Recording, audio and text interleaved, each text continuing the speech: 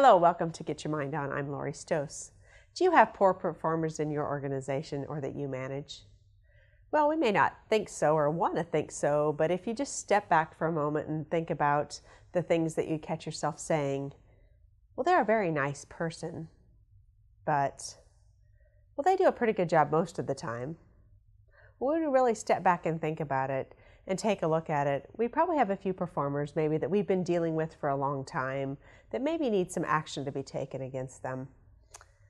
There's really two things that we should look at when we're looking at poor performers. One is their performance, and two is their attitude. So if you have someone who shows up to work every day, who's a great person, they show up, they're on time, they're always in a great mood, they're great with their teammates, the other workers, but they're just not getting their job done. What do you think about those? Well, those are the individuals who may be a great employee, but may not be a right fit for the job. Well, what about those individuals who show up and they're great performers, but their attitude is just not where you want it to be? They're the ones that are walking around with a cloud over their head every day, bringing people down, and they have really a level of toxicity. Those are those individuals who may be in the right fit, but really we have to look at what is their attitude adjustment. Are they really causing more in the environment, more pain, more anguish in the environment to others that's necessary? And third, we finally have the individual who is not a great performer and really doesn't have a great attitude either. So they're causing toxicity as well as lack of performance. So we probably know what we need to do with them. So really when you step back and think of those three scenarios, we're probably putting up with some of those today or maybe at some point in time in our life. And it isn't the funnest thing that we want to do is really have to take care of those performance issues. I don't know too many people that I run into that really like to do that, but we know as leaders and managers that it's our responsibility to do that. So what's the cost to an organization for this type of poor performers if we don't really do anything with them and just leave them in the organization? Well, there's a couple kinds of cost. First, there's a measurable cost. There's a measurable cost to productivity. That's an issue, of course, that we're having an individual in our environment who's a poor performer, which costs us money. And there's a cost also to the organization of really what is that business opportunity cost that we're losing. And three, turnover costs. When we think about lack of performance and turnover on individuals of maybe training them or trying to move them around or moving them out of the organization, that of course is cost for us in terms of turnover. There's also another type of cost, which is emotional costs. So when you think about those costs, those are a little bit harder to put our arms around, but we know that they do make an effect on the organization. First, think about that cost to that individual.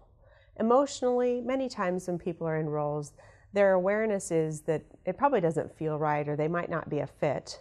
And so they're probably trudging along every day knowing that they need to make a change. And there's kind of an emotional or self-worth cost to that individual themselves. Second, think about the cost to others in the organization. First, to you as their manager or leader, what's the cost to you? Are you spending a lot of energy managing around this person? Or two, you might be enabling this individual and, quote, doing their work for them, and therefore causing a lot of distraction from the things that you should be focusing on. The other way it affects others in the organization is those teammates that are around them, those who they work with who are pulling up their slack because they're not getting their jobs done, so they're having to cover for them. So there's a lot of effects on individuals in the organization that we probably know about, but really when you think about it and step back, that's a lot of people that it's affecting. The other thing is if this individual is a manager or leader themselves, can you imagine the effect that it has on the people that they are managing? Just the whole negativity or the self-worth to those individuals directly that are managed by this attitude or poor performance. It doesn't set a very high standard for everybody else in the organization. So there's this piece also of you as a leader about the respect that you get or are not getting because you're not dealing with the issue, which that takes away from it as well. And the third kind of cost, of course, is the cost to our brand. There's a connection to an individual. With that individual, especially if they're client-facing, individual, they are really affecting our brand every day. We all spend thousands and millions of dollars thinking about our brand every day, building our brand of an organization. And it doesn't take much for that brand to be tarnished if we have a disengaged or poor performer on our teams. And so maybe that doesn't feel it today, but think about the lost opportunity cost, not only to the business, but emotionally to our customers, that they're looking at us differently because there's a disengagement with that employee. So those are a few different ways to look at the cost of individuals in our organizations, of those poor performers. So this is really why it's so important when we think about bringing individuals on our team. We think about how do we resolve this issue of attitude of performers. Well, first, think about if you're adding new members to your team. Think about hiring slow. Okay, take your time to hire. Make sure you have the right individual with the right fit. It should be Mr. Right, not Mr. Right now. And sometimes we're in a hurry to hire someone because we have an opening and we're just going to take whoever's in front of us versus maybe taking our time to make sure this is the right individual. And many times there's a feeling when we bring somebody on, we usually know within the first 90 days if they're going to be a fit or not. But it's on an average of about 6 years if that person is not a fit or performer to move them out of the organization. So you think about what happens between that period of time. Well, we really have to step back and observe if they're not working. What we need to look at is first we really need to look at again if they're a fit for the right job. If they are, that might be the issue. 2, they may need some training. 3, they may need to go to a different type of manager or a different manager who maybe fits their style a little bit more. But many times we spend a lot of time trying different things when really they probably aren't a fit in the very beginning.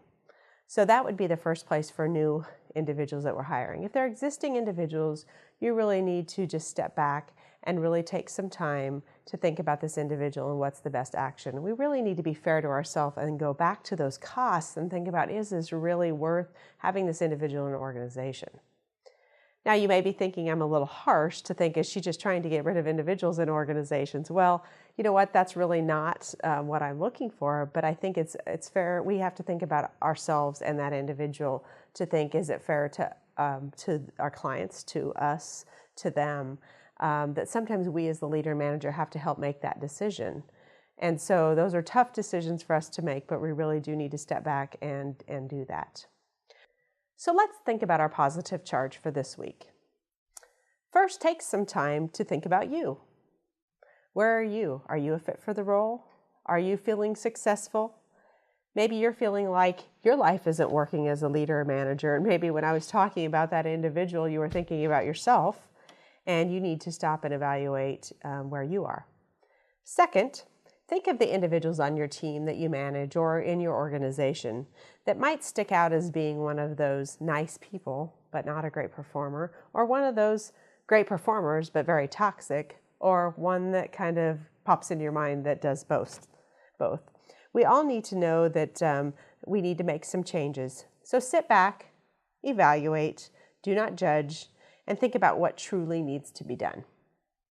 And third, when those individuals, you decide that there needs to be something that needs to be taken care of, make a plan and take action. Whether it's just that initial conversation to start opening it up, this week just think about that one thing that you can do to get it started. Maybe reestablishing expectations, just having the conversation, or thinking if you've given them lots of chances, maybe it's time to take a more deeper impact on that plan of theirs. We really want the engagement of all of our employees and our customers to be the best that it can be, and many times these poor performers are getting in the way of that.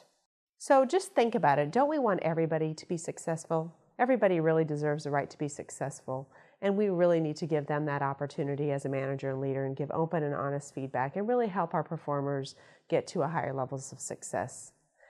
They deserve that, but it just might not be a fit with us, but there sure is one out there if they just take some time, reflect, and move forward. Thanks for joining us today, and remember to get your mind on.